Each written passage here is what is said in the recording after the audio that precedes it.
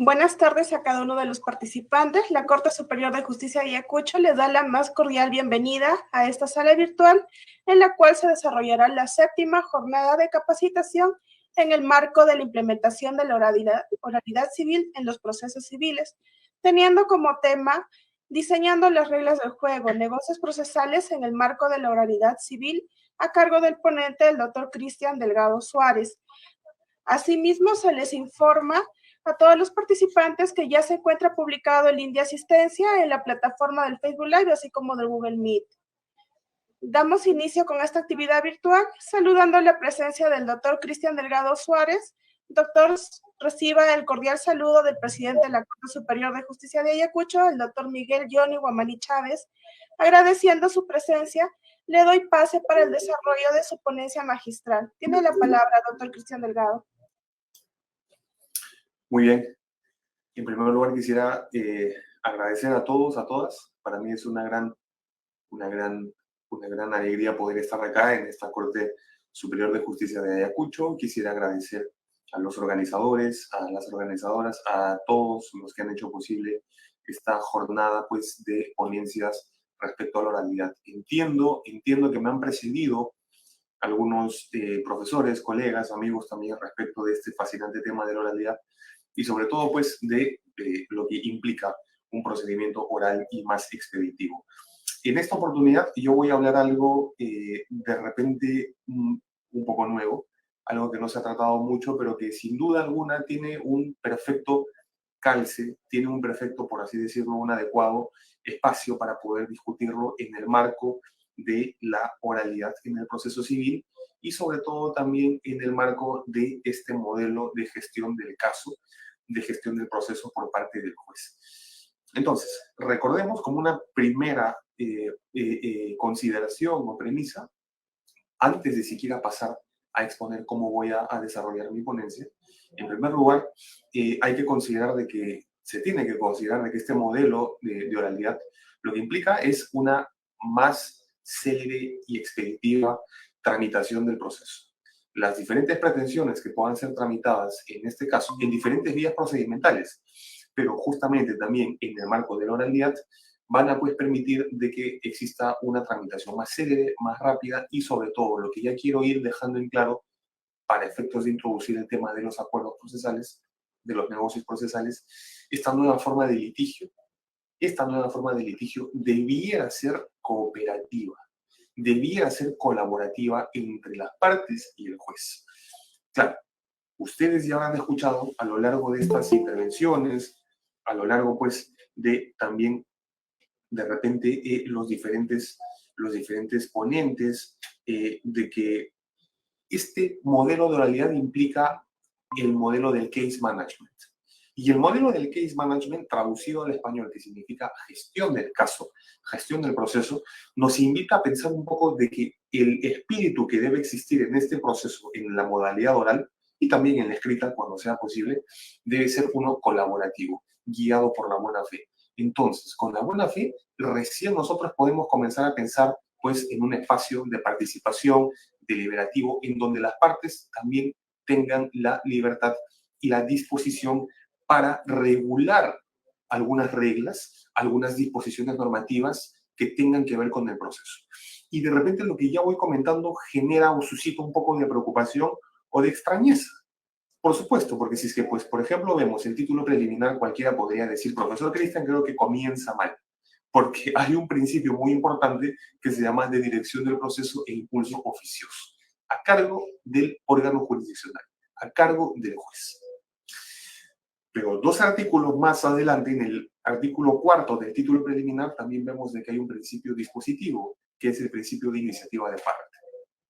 Teniendo en cuenta este modelo híbrido del proceso civil, es importante, hay que reconocer de que es posible, es perfectamente posible, jurídico y justo, de que las partes en los espacios de libertad y disponibilidad de sus derechos procesales puedan redefinir, rediseñar, pactar, negociar algunas formas de tramitación del proceso. Entonces, esa es la gran premisa. ¿Cómo hacemos para permitir hablar pues, de este ámbito colaborativo en el cual las partes en el ámbito de la oralidad podrían justamente modificar o ayudar al juez a la tramitación más expeditiva y célere de la materia controvertida, ¿no? Quiero dar también, antes de comenzar, un saludo a los que nos están acompañando, a las que nos están acompañando y también, obviamente, por las redes sociales, por la transmisión en vivo. Muy bien, en este punto, entonces, quisiera comenzar a compartir mi diapositiva. Mi exposición va a transitar básicamente un método discursivo sobre la definición de lo que es un negocio procesal, algunas premisas de cómo entender estos negocios procesales, ¿no? Y luego ver, pues, cómo esto calza en el modelo de oralidad. Esto es lo que tengo para ofrecerles. Entonces, teniendo en cuenta acá, permítanme compartir, yo voy a ir controlando esto justamente también. Aquí está. Listo. Teniendo en cuenta justamente esta libertad, esta disponibilidad de las partes, entonces es de que pretendo presentar este tema, ¿no? El de diseñando las reglas del juego, negocios procesales y gestión del proceso. Quien les habla, Cristian Delgado, es abogado y profesor universitario en la Universidad Católica del Perú y en la Universidad de Lima. Y bueno, en esta oportunidad entonces tendré el encargo, gracias a la Corte Superior de Justicia de Ayacucho, de tratar este tema con ustedes. En primer lugar, debemos comenzar con algunas premisas de orden metodológico, pues para ver justamente de qué estamos hablando, ¿no? Miren ustedes, hay una comprensión arcaica que cabe únicamente a las partes entregar al juez los hechos para que éste les dé el derecho, ¿no? O sea, se entiende de que normalmente cuando uno entra a un proceso, cuando uno ingresa a un proceso, pues las partes tan solo ofrecen los hechos en la materia controvertida del conflicto y listo, el juez es el que tiene que ofrecer o responder dando derecho. Y una no vinculia, ¿no? Entrégame los hechos que yo te doy el derecho. Genial. Pero ocurre de que en el contexto actual, Estado democrático de derecho, libertad de las partes en las que se reconocen los derechos disponibles de las partes, debe permitirse la idea de disponibilidad dentro del proceso. Por favor, la eficacia del proceso no solo depende del juez, estimados y estimadas. Recordemos de que una relación jurídica procesal está compuesta por parte demandante, demandado y el juez, además de los otros sujetos procesales. Perfecto. Pero vean ustedes de que para comenzar este discurso sobre negocios procesales, sobre la capacidad de las partes de pactar alguna modificación de las reglas dentro del proceso, es importantísimo pensar de que esta eficacia también debe concurrir a esta eficacia las partes. Las partes. Esto es importante.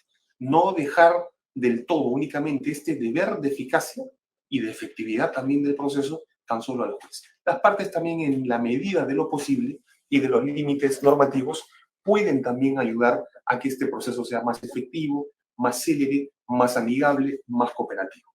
Eso como una primera idea, como una gran primera premisa. Muy bien.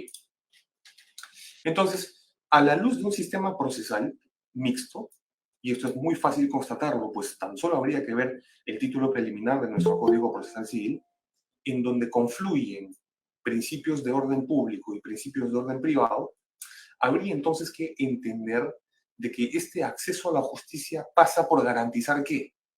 Este acceso a la justicia, ¿qué implica? No solo pues de que tengamos nuestro día en la corte, no solo de que ejerzamos de repente pues la acción y la defensa, sino también, por favor, la participación en el proceso, la posibilidad de intentar en este caso también ayudar o colaborar con la efectividad justamente pues de la tutela judicial efectiva. Ahora, cuando uno trata sobre la efectividad, la eficacia del recurso llamado proceso, normalmente uno piensa pues de que todas las normas que vienen en el proceso o en un código procesal civil están diseñadas pues para que no afecte al orden público. O sea, lo estoy enfatizando de que el acceso a y esta participación tiene que estar también en la efectividad del derecho. y del proceso. Muy bien. Entonces, ustedes habrán escuchado seguramente el análisis económico del derecho. Es una escuela, es una tendencia, no es una rama del derecho, por cierto. Ni siquiera los propios americanos o estadounidenses lo reconocen como una rama del derecho. Es una escuela, es una tendencia, ¿no? Básicamente, en la que pues se permite de alguna manera dar una perspectiva económica del mejor uso de los recursos en el derecho, en el contexto jurídico, ¿no? Entonces, hay que considerar, debe ser considerado de que para estructurar determinadas reglas procesales, un código procesal civil, por ejemplo, el legislador siempre se pone a pensar en incentivos positivos, de repente habrán incentivos negativos en función de qué tan eficaz es una norma o no, o qué tanto le genera de ahorro a una de las partes. Siempre toda norma jurídica también tiene un trasfondo económico, doctores y doctoras. Creo que eso se nos enseña desde el pregrado. Entonces, este análisis económico del derecho, de alguna manera, permite, tan solo a nivel de premisa general, de que cuando estemos al frente de la norma podamos identificar qué incentivo económico de ahorro, de maximización de los recursos se tuvo en su momento al establecer esta norma, al establecer este tipo de pues, disposición normativa, ¿no? De acuerdo, por ejemplo, a estos dos profesores norteamericanos, Allen y Cutter, en un libro que tienen sobre análisis económico del derecho, un negocio jurídico permite a las partes, miren, un negocio jurídico, ya hablando de derecho, permite a las partes evitar un riesgo ante un evento incierto dentro del proceso. Habría que revisar las categorías, pues, de acto jurídico, de negocio jurídico, a la luz de la teoría, pues, civilista italiana o francesa, ¿no? Básicamente italiana. Pero por negocio jurídico debe entenderse esta confluencia de voluntades, esta manifestación de voluntades mediante la cual dos partes se ponen de acuerdo en la realización de un acto, y no solo eso, por favor, sino también en la obtención de una finalidad, en la obtención de un beneficio. Ese es el negocio jurídico. Si tenemos tan solo ese elemento en cuenta del derecho civil y lo transportamos al derecho procesal, podremos ver, estimados y estimadas, podremos ver de que también se puede hablar de negocios procesales dentro, pues, o de negocios jurídicos dentro del proceso. Eso es importantísimo mencionar. ¿Ya? Y estas son tan solo premisas. Ok, entonces, pues, profesor Cristian, ya hemos visto, ¿no?, de que, en efecto, cuando se nos enseña el proceso, se nos enseña desde una perspectiva un poco publicística, un poco sobre de que el juez es director del proceso, impulsa de oficio, y de que las partes tan solo llevan los hechos, sus pedidos, sus fundamentos y listo, ¿no? La disponibilidad procesal, la capacidad de disponer dentro del proceso, pues, profesor, se limitará tan solo a derechos materiales, conciliar, transigir, negociar, ¿no? Desistirse del proceso de la pretensión y listo. Pero, nuevamente, no debemos perder en cuenta de que el acceso a la justicia, por favor, implica, y yo como parte litigante también puedo participar en la efectividad del derecho procesal, en la efectividad del mismo proceso. ¿Y cómo hago eso? Pues veo si es que con la otra parte puedo llegar a algún tipo de negocio, pacto o acuerdo que me permita flexibilizar, que me permita tornar más célere, más rápido, más eficaz, más económico en términos de ahorro este mismo proceso. Y permítame ponerles un ejemplo. Si es que aquí los asistentes o de repente pues nuestros compañeros que están en el Facebook, llevamos 37, imagínense que entre ustedes tienen un conflicto y que se les ofrece el código procesal con las normas que están. ¿Es que acaso alguno de ustedes, alguna, no pensaría de que tal vez podría modificarse cierta norma o de repente podría llegar a un acuerdo, usted litigante, demandante o demandado, con su contraparte para flexibilizar el proceso? ¿Cree que eso es posible?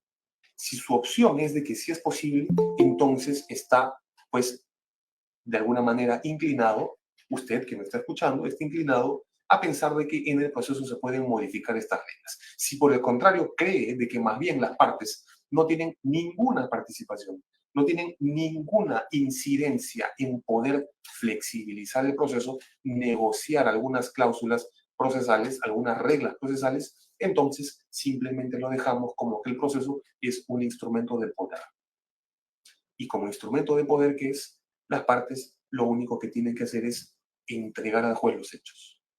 No colaboran para nada más. Entre esa dicotomía estamos. Entre esa dicotomía estamos.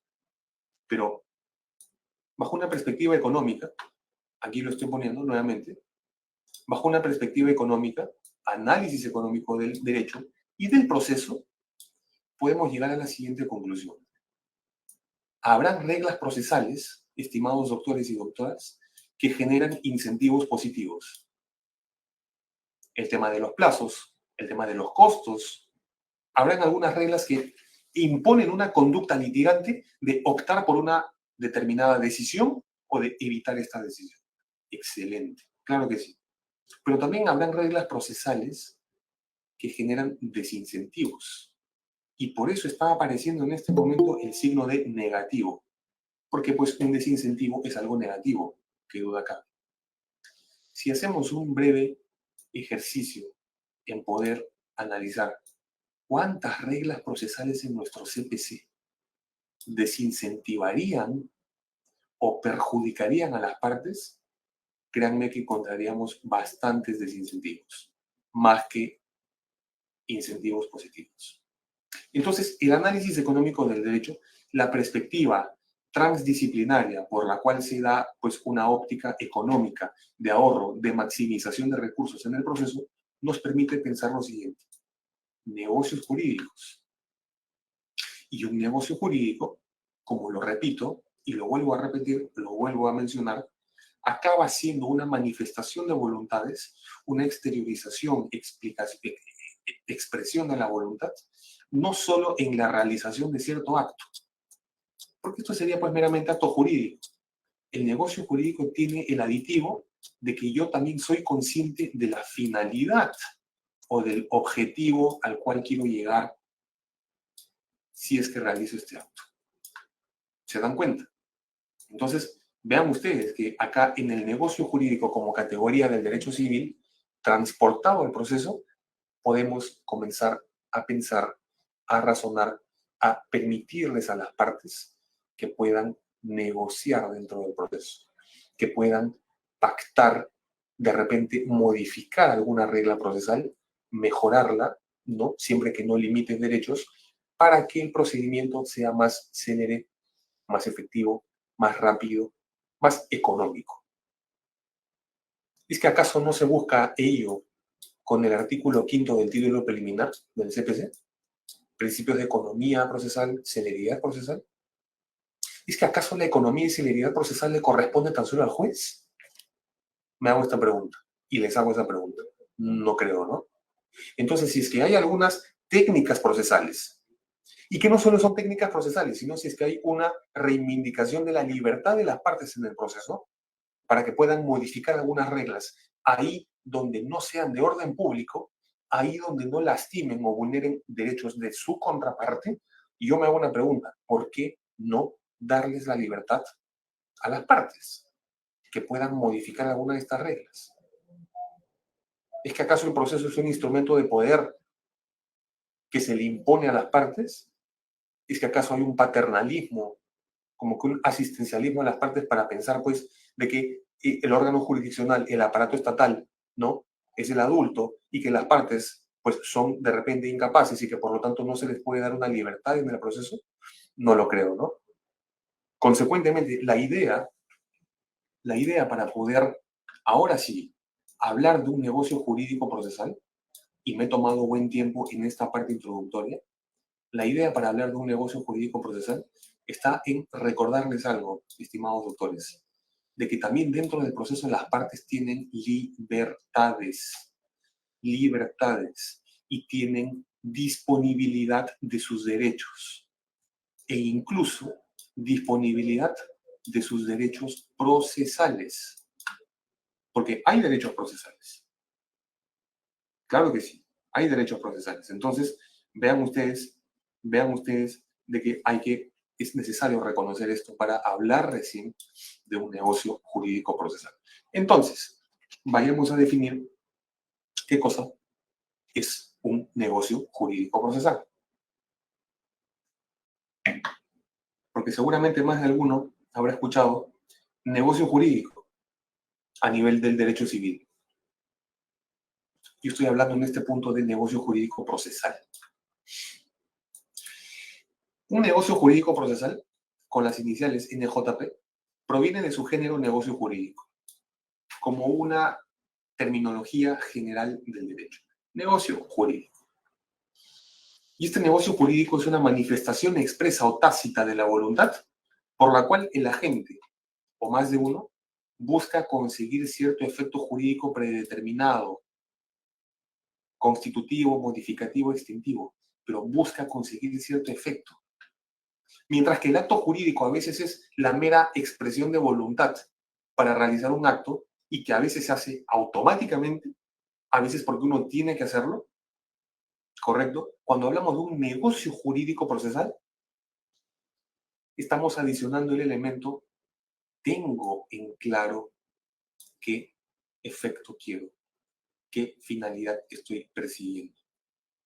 Entonces, el negocio procesal, doctores, no es un hecho procesal, como mera ocurrencia de la naturaleza y que tiene un impacto en el proceso. No. El negocio procesal es un acto humano. El negocio procesal tampoco puede ser confundido con acto procesal. Porque el acto procesal, por ejemplo, es una demanda, pues. Yo tengo voluntad en demandar. ¿Cuál es el efecto que realmente sé que voy a obtener? No lo sé.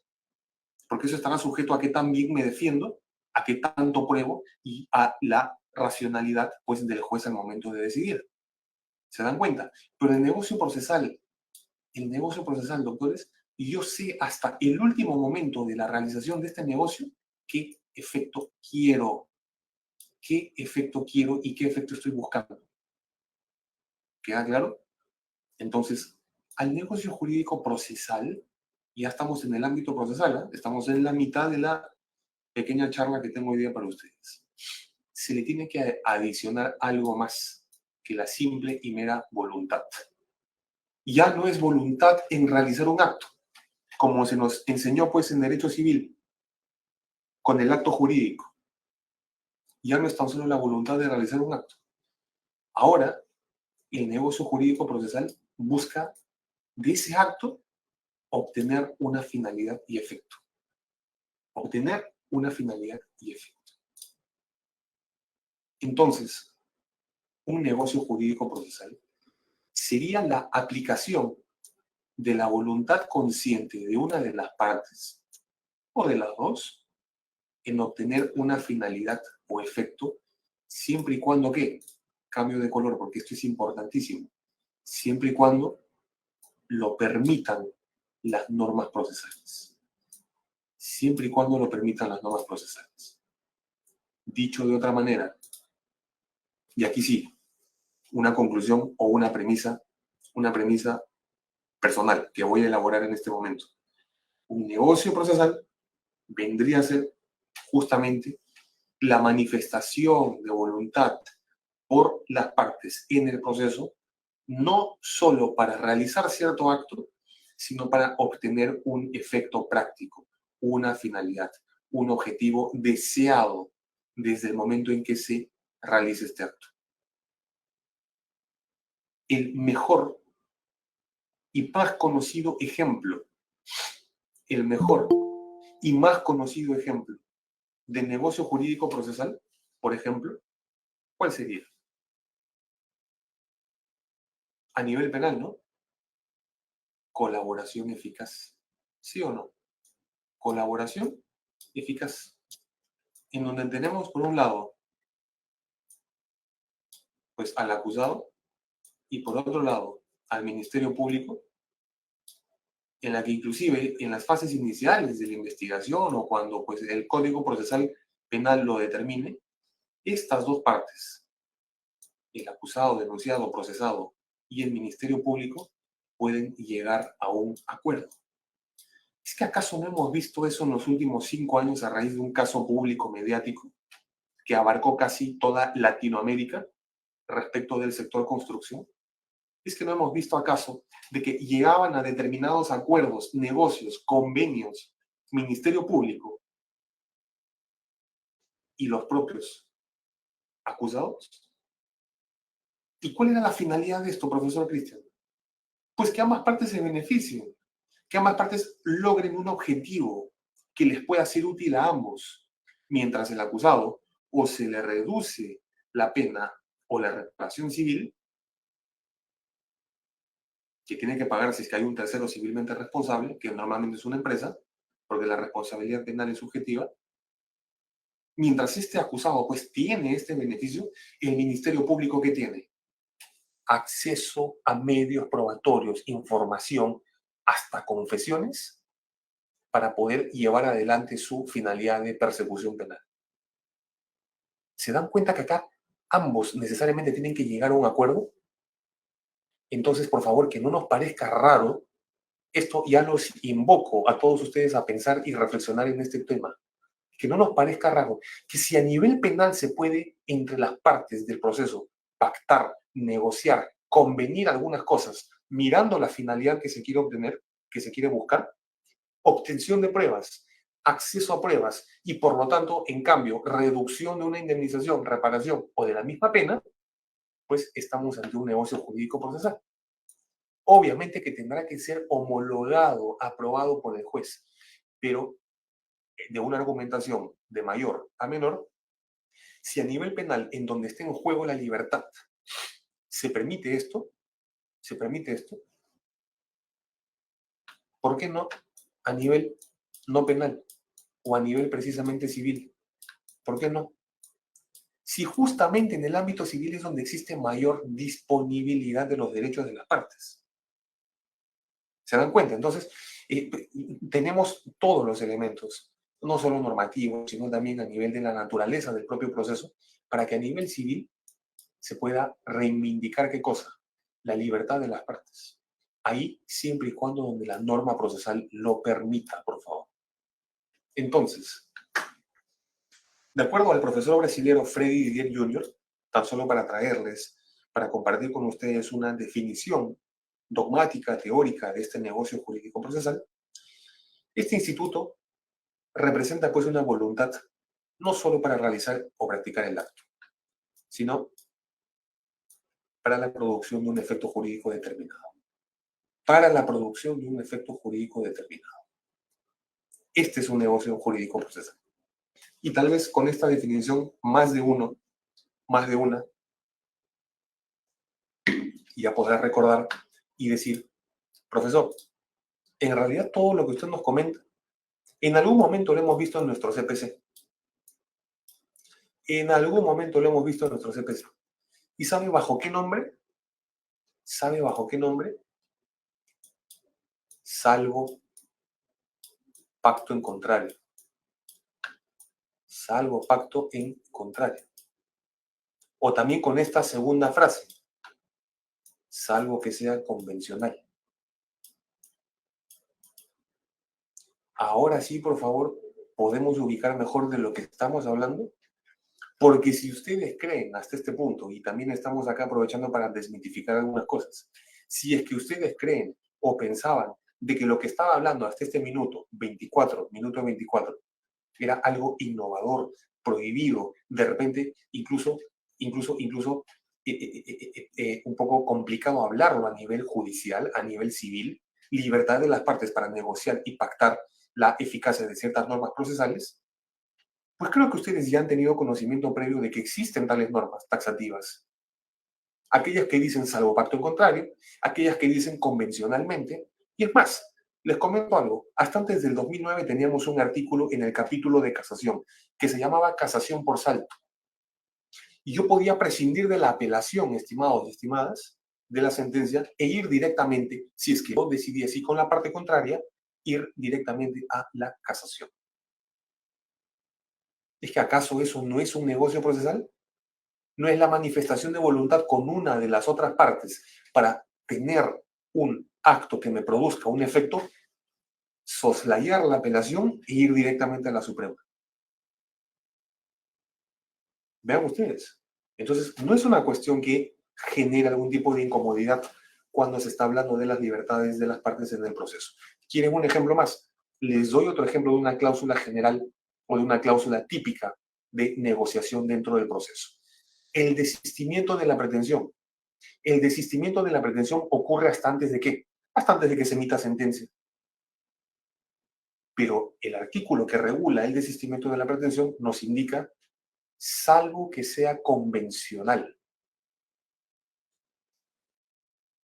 ¿Es que acaso la misma norma no me está permitiendo modificarla? Porque la regla es la siguiente. Se permite la o el desistimiento de la pretensión hasta antes de la sentencia, en primer grado. Salvo que sea convencional. Pues en ese salvo que sea convencional, yo ya tengo el espacio de libertad y disponibilidad para que si es que con la otra parte llego a ese acuerdo, de repente podamos presentar en cualquier momento la solicitud de desistimiento de la pretensión y no tenga que estar regulada únicamente como viene en el código. Pues porque es un interés propio de las partes. Entonces, mi principal finalidad acá para ustedes, estimados doctores y doctoras, que bien entiendo están desde el ámbito jurisdiccional como también desde la práctica forense, en sus más variadas, de repente, funciones y competencias, es la siguiente. Es la siguiente. Existen cláusulas generales de negociación del proceso y existen cláusulas también típicas, taxativas, de negociación del proceso. Y esto no debe ser una herejía, no debe ser algo tabú decirlo. Porque pues en un ámbito todavía más colaborativo como lo es la oralidad, en un ámbito donde nos estamos pero jactando de que tenemos este modelo ya implementado en más de la mitad de las cortes distritales de nuestro país, así de rápido hemos avanzado, debemos recordar de que el método que tiene que seguir el juez ya no es pues de una figura autoritativa, en la que no permita a las partes de repente mayor espacio de libertad y de decisión dentro del proceso de sus propios derechos procesales. En un ámbito de oralidad en el cual, según el reglamento de actuación y funcionamiento de los módulos de litigación, tiene que aplicarse el case management. Y el case management, la gestión del caso, del proceso, doctores, implica organización del conflicto. Organización. ¿Por qué excluir a las partes demandante y demandado? ¿Por qué excluir a las partes de esta organización y case management del proceso? No hay razón para ello, ¿no? Y si no hay razón para ello, menos entonces para que las partes se vean prohibidas de pactar algunas reglas en el límite que las normas le indiquen para flexibilizar el proceso. Vean ustedes. Muy bien. Pasemos entonces ya casi a una media hora para terminar un poco esta parte y luego ir con ustedes a lo que se podría aplicar esto en la oralidad. Pasemos entonces a definir qué es una cláusula general de negociación en el proceso.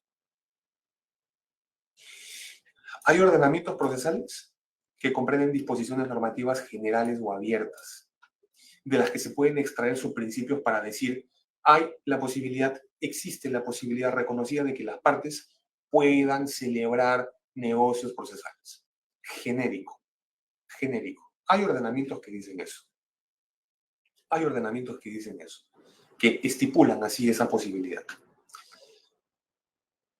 Pero también hay códigos en los que no optan por reglas generales, abiertas, sino que más bien optan por una lista de negocios taxativos o reglamentados. Y esto tan solo es técnica de legislación. Esto es técnica de legislación, numerus clausus, numerus apertus. Así como hay códigos entonces en donde se da un poder general de negociación a las partes, ahí está, se me acaba de ocurrir ese nombre, un poder general de negociación de las partes dentro del proceso, hay otros ordenamientos en donde hay ya una lista taxativa de estos negocios procesales. Cuando un negocio jurídico procesal es atípico, tiene por objeto modificar situaciones procesales. Este tipo de negocio también puede modificar el objeto procesal. Cómo se desarrolla el proceso, no afecta a plazos, esto es una cuestión de orden público, pero de repente el tema probatorio el de repente la forma en cómo se presentan ciertos actos, por ejemplo, la limitación de los medios impugnatorios, una limitación previa de las nulidades, por ejemplo, pactar yo con usted de que si estamos en un proceso, vamos a evitar nulidades, por ejemplo. Pero ojo, atención por favor, si se puede diferenciar esto, me voy feliz hoy día. Ojo, mucho cuidado, advertencia. El negocio jurídico procesal no impacta sobre el derecho material u objeto de litigios, porque esa es autocomposición, doctores.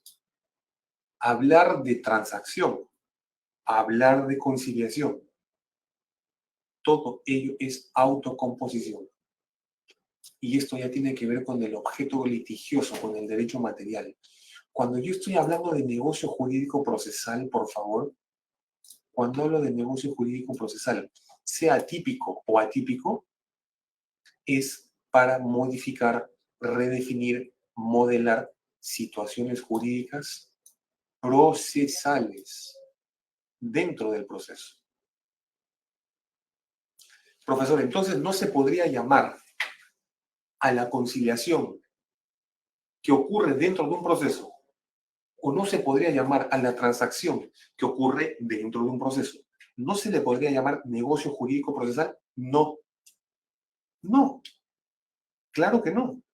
Porque estas son formas alternativas de resolución del conflicto. Y no pueden ser confundidas con negocios jurídicos procesales, que son negocios, voluntades, pero que solo quieren modificar situaciones procesales dentro del litigio, dentro del proceso. Oye, parte demandante, parte demandada, celebremos un convenio para presentarle al juez sobre limitación del uso de los medios probatorios. Limitémonos, ¿qué te parece?, a documentos. Ok, excelente. Yo tengo dominio de mi derecho a la prueba. Genial. Solo presentemos documentos. Señor juez, tenemos este convenio procesal. Queremos solo litigar con documentos. Acepte. Por ejemplo, a nivel probatorio, ¿qué te parece si no utilizamos cuestiones probatorias? ¿O qué tal si llegamos de frente al litigio, iniciado nomás el litigio, y de repente le proponemos al juez tan solo limitar el uso a las tachas y no oposición en cuestiones probatorias? Lo mismo puede suceder con cualquiera de las técnicas, doctores, dentro del proceso, a nivel de acumulación, a nivel de impugnación, a nivel de la actividad probatoria, a nivel de las articulaciones, nulidades. Vean ustedes de que ahí donde la norma no sancione con nulidad la inobservancia de una disposición normativa, ahí entonces se podría hablar de la posibilidad de que las partes puedan modificar, ajustar un poco eso. ¿En base a qué? En base, por favor, a sus intereses, en base a la efectividad o eficacia que quieren llegar al utilizar este instrumento llamado proceso. Tal vez con un análisis comparado, de, pues, otros ordenamientos, podamos identificar qué es esto de un negocio jurídico procesal.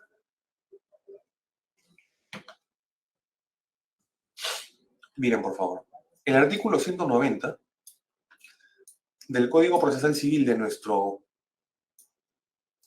hermano país, Brasil, del 2015, regula justamente una regla atípica de negocios procesales. Y vean ustedes, por favor, la modernidad de este dispositivo. Procedo a leer. Cuando el proceso verse sobre derechos que admitan autocomposición,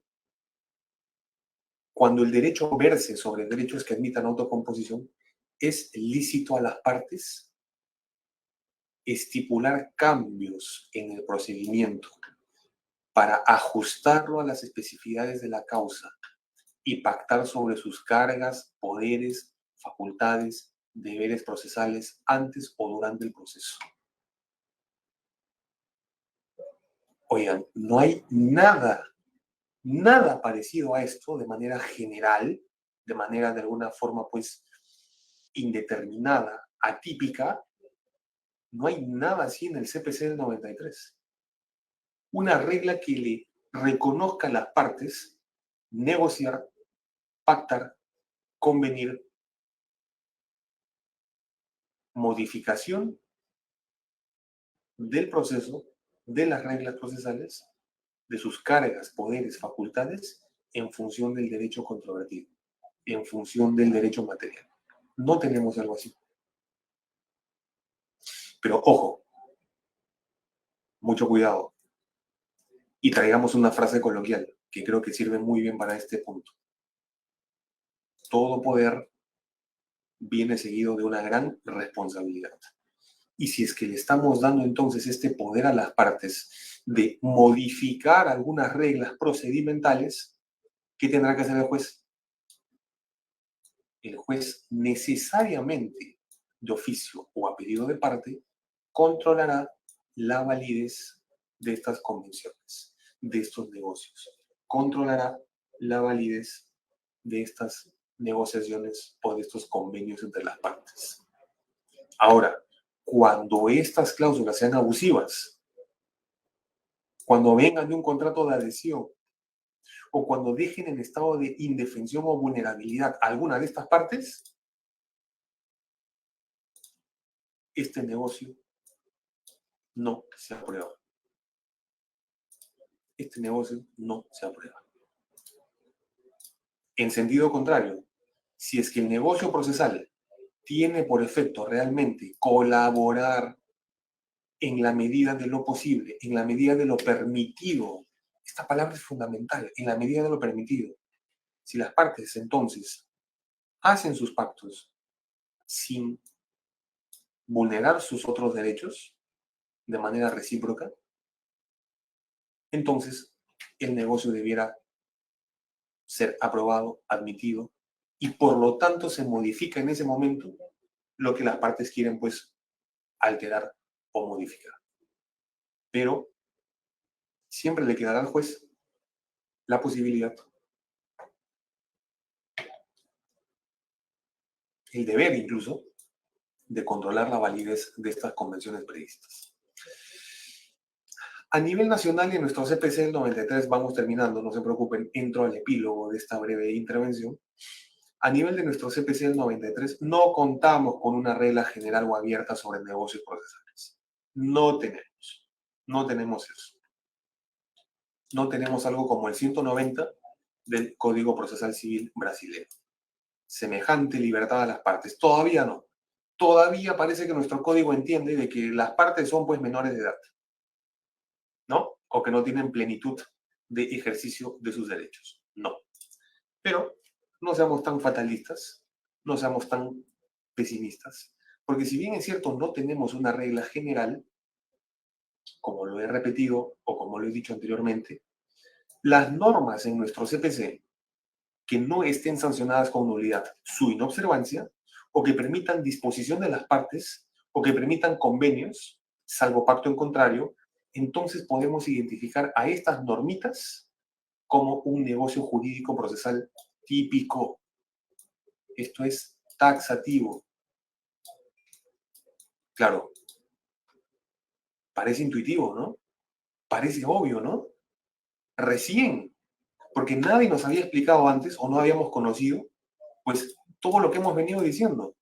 ¿Cuál es el fundamento, la premisa de que existan negocios procesales? ¿Qué tipos de cláusulas existen? ¿Qué tipos de cláusulas existen de negocios procesales? No. De frente nuestro código nos puso ¿qué cosa? Nos regaló, nos ofreció ¿qué? Negocios jurídicos procesales típicos. Normas que no se sancionen con nulidad su inobservancia, normas que permitan a las partes pacto en contrario y listo. Antes de la definición por nuestro formante normativo o jurisprudencial o teórico, antes de la definición de lo que es un negocio jurídico procesal, se nos dieron las especies taxativas típicas de negocio jurídico procesal. Por eso, pues, nunca hemos hablado de esto. Por eso nunca se ha hablado de esto. Y si tenemos la tendencia, pues, ultra publicística, si seguimos en este modelo procesal, no solo escrito, sino pues en el cual el juez es absolutamente pues rey y señor de todo el conflicto, que el conflicto es de las partes, entonces no se va a permitir bajo ninguna circunstancia, así sea oralidad o lo que sea, no se va a permitir de que las partes puedan pactar estos negocios procesales. Culmino con esto. Culmino con esto. Digo, esta parte introductoria o teórica de los negocios jurídicos procesales. En el proyecto del nuevo Código Procesal Civil peruano, porque recordarán que desde el 2016 se estableció hasta el 2018 que cesó funciones esta comisión de reforma del Código Procesal Civil, sí tenemos de forma a propuesta, atención, a propuesta, tenemos en el título preliminar este artículo 9, en el que se permite a las partes celebrar acuerdos procesales para regular las situaciones jurídicas de las cuales son titulares, pudiendo adecuar el procedimiento a lo largo al logro de sus intereses. Exactamente la inspiración de nuestro código o del Código Procesal Civil del Brasil del 2015. Ahora sí tenemos, al menos a nivel de propuesta, la posibilidad atípica, general, de que se puedan pactar estos negocios procesales. Gestionando el proceso a través de los negocios jurídicos procesales. Listo, profesor. Esto sí es interesante. ¿Qué significa gestionar el proceso con los negocios jurídicos procesales? Pues algo extremadamente importante. ¿Qué significa esto? De que las partes, haciendo negocios procesales, podrán tomar decisiones que maximicen justamente este recurso llamado proceso. Estimados, estimadas, ¿para qué queremos el proceso? ¿Para que demore 5 años en primera instancia? Me pregunto yo. ¿O queremos un proceso para que, pues, siendo oportuno, adecuado, efectivo, resuelva de manera pronta, de manera razonablemente pronta, la situación conflictiva? Creo que lo segundo, ¿no? Intuyo, adivino que queremos lo segundo. Si es que queremos lo segundo, entonces tenemos que pensar, pues, en esto. ¿Cómo gestionar el proceso? ¿Cómo gestionamos el proceso? Profesor, hemos tenido una serie de intentos a nivel de política jurisdiccional. Modelo de despacho corporativo, el pool de asistentes, quien les habla fue un secretario judicial, fue un especialista judicial en un juzgado civil, él sería juz, con todo este modelo, pues, de repente adversarial en algún momento de despacho o de litigio, pero no tuvimos la iniciativa de modificar nuestro CPC, de modificar este modelo clásico científico de nuestro CPC. Por eso, pues, tenemos de que desde el 2018 necesitamos modernizar esto con el tema de la oralidad, con el plan piloto de la oralidad, y que a la fecha, 2021, ya se ha visto representado en un reglamento. Estimados, estimadas, gestionando el proceso, podemos volvernos un poco administradores, gestores, y hacer de que este recurso, que es carísimo, que este recurso llamado proceso, pueda ser bien utilizado y se pueda ahorrar dinero, gasto y esfuerzos. Y tiempo, obviamente. Entonces, con los negocios procesales podemos ayudar acá al magistrado en el ámbito de la oralidad, ¿correcto? En el cual está con mayor interacción con las partes, podemos ayudar, podemos coadyuvar a que incluso haciendo case management, haciendo gestión del caso, del objeto controvertido, el juez, organizando la causa, el objeto procesal, las partes también puedan apuntar en ese sentido. Señor juez, venimos en este procedimiento oral, pero mire, estos son los negocios procesales, estas son las iniciativas que nosotros tenemos para acelerar, flexibilizar el procedimiento. ¿Qué le parece? Si le parece que no vulnera otro derecho, apruebe este negocio procesal. Si no, listo, lo desaprueba y seguimos con el modelo, pues, de oralidad, con las reglas que vienen en este reglamento. Entonces, vean ustedes de que este negocio procesal facilita la dinámica procesal. Facilita la dinámica procesal. Todas estas técnicas, estimados y estimadas, son muy bien aplicadas en este otro ámbito, arbitraje. Y seguramente a más de uno, a más de una, mientras estaba explicando esto que ya voy acabando, se habrán puesto a pensar, esto lo he escuchado antes, o esto lo he visto antes, pero no a nivel judicial, sino a nivel arbitral. Y es que, en efecto, la jurisdicción arbitral permite a las partes mayor manejo, mayor gestión, mayor organización de la materia controvertida. Es por eso que funciona bien el arbitraje, a nivel de logística, a nivel de todos estos temas que tanto se nos ha dicho y compartido sobre arbitraje. La idea es exactamente esa, saber gestionar el proceso de la mano pues con los negocios procesales en un ámbito colaborativo, participativo y en la que el juez también pueda actuar de esta forma a pues tornar más dinámico este proceso. Muy bien.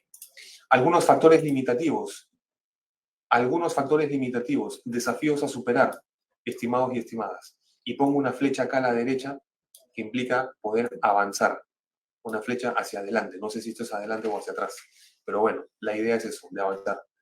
Algunos desafíos a superar si es que queremos poner en práctica esto de los negocios procesales. ¿Qué podemos hacer? ¿Qué hay que hacer? En primer lugar, cambiar la mentalidad. Y esto tal vez es lo que más tiempo toma. Nuestro proceso judicial peruano está caracterizado por la ausencia de cooperación, incluso la ausencia de buena fe. Y es la verdad.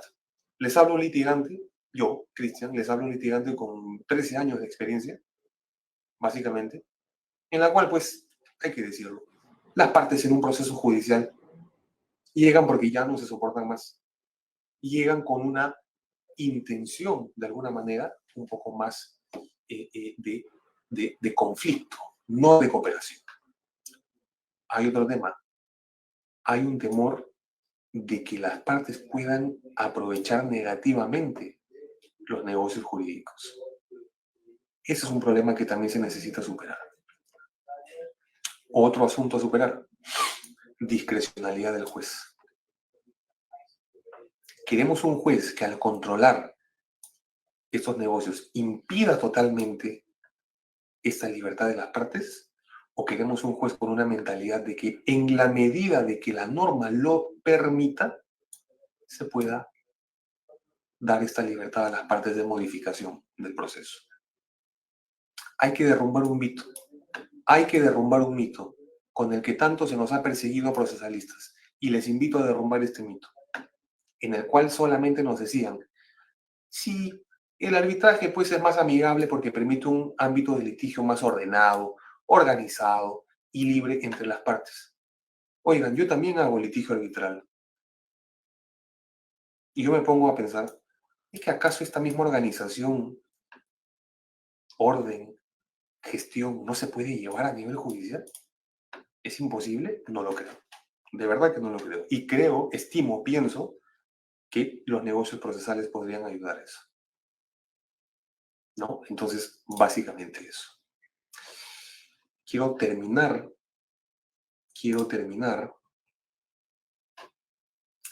esta parte. Quiero terminar, no tomar más de su precioso tiempo. Quiero terminar compartiendo el reglamento de funcionamiento de los módulos corporativos de litigación oral. Aquí está. Y vean ustedes. Listo. Ustedes conocerán este documento normativo, que es un reglamento administrativo emitido por, pues, el Consejo Ejecutivo del Poder Judicial, que a través de su ETI, o Equipo Técnico Institucional de Implementación de la Oralidad Civil, presidida por el doctor Héctor Lamamore, y con un excepcional equipo de profesionales, ha pues generado este documento de gestión de estos despachos, que ya lo deben conocer. Es importante que cuando veamos o cuando estemos aplicando este reglamento, podamos ver qué se le exige al juez. Esto que ya está sombreado, si es que lo pueden ver, es la audiencia única, la famosa audiencia única. Miren ustedes, audiencia preliminar. Algunos teóricos, algunos profesores confunden entre audiencia única, audiencia preliminar, digámoslo como lo dice el reglamento, es audiencia preliminar, correcto, en el marco de la oralidad, pero miren ustedes qué cosa es lo que impone, qué cosa es lo que lleva al juez a hacer en el marco de la oralidad. Ahora sí, oralidad. Vean ustedes. Lo que tiene que hacer aquel juez es esclarecer hechos, contacto inicial con los justiciables, escuchando los hechos contenidos en los escritos de demanda, alegatos de apertura, identificar el fondo de la controversia, posibilidad de solucionar el conflicto por medio de la conciliación, depurar defectos impeditivos, en fin, propuestas de puntos controvertidos, todas estas fases. Aquí está, todas estas fases, alegatos de apertura, invitación a conciliar, saneamiento procesal, invitación a proponer puntos controvertidos. Normativamente, taxativamente, no es que esté planteada la posibilidad, pues, de negocios procesales.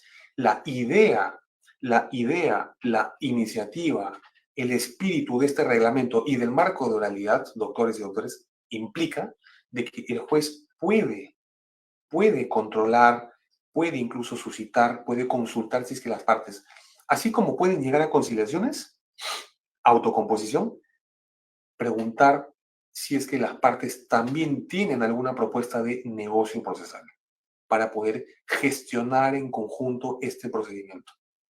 Al final lo que se quiere es eso, gestionar de manera más efectiva, organizada y rápida el procedimiento. Entonces, me parece que este marco de la oralidad calza muy bien, acoge, recibe muy bien todo esto que hemos venido conversando sobre negocios procesales. Si tenemos en cuenta, y yo sé que ustedes conocen mejor que yo este reglamento, ustedes que ya también están con la oralidad y que también están pues ya instruidos muchísimo con este nuevo modelo y del case management, sabrán incluso de que pues en este nuevo modelo se permite al juez y a las partes poder también gestionar, organizar el proceso de mejor forma, ¿no? Distribuir las funciones, llevar bien la organización del proceso en conjunto con las partes para la mejor resolución de esta causa, para la mejor resolución y tratamiento de este objeto controvertido. La propuesta está, la misión está, la tarea está, y por más que podamos tener normas, creo que este tema tan poco tratado, de repente un poco, nuevo, que no lo es tanto, por cierto, pueda ser útil si es que se lleva a la práctica.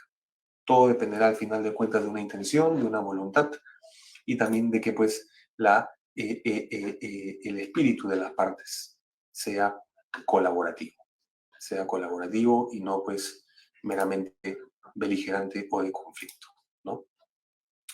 Por su atención, por su presencia, su paciencia sobre todo, muy importante, por su tiempo, quiero agradecerles nuevamente a todos los organizadores, las organizadoras, a la Corte Superior de Justicia de Ayacucho, saludar también al doctor Carlos Rodríguez, que me cursó esta invitación, y bueno, quedar a su disposición para que pues podamos conversar, dialogar, y también para eventuales eventos y conversatorios. Muchísimas gracias. Muchas gracias, doctor Cristian Delgado. Queremos preguntar a los participantes si dentro de la plataforma de Google Meet o del Facebook Live se tiene alguna pregunta que se quiera realizar.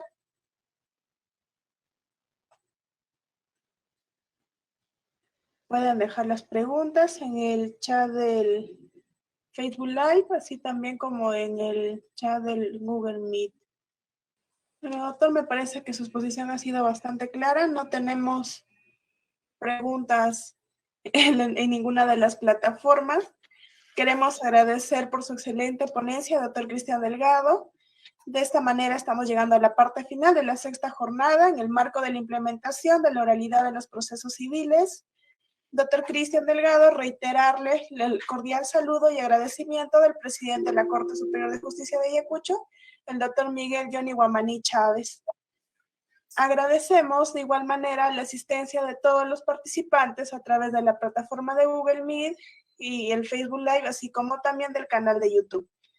Se les recuerda que el link de salida va a estar siendo remitido en un momento. Buenas tardes y hasta una próxima oportunidad con todos. Muchas gracias, doctor Cristian. Muchísimas gracias nuevamente a todos y todas y siempre a disposición para cuando lo tengan a bien. Gracias.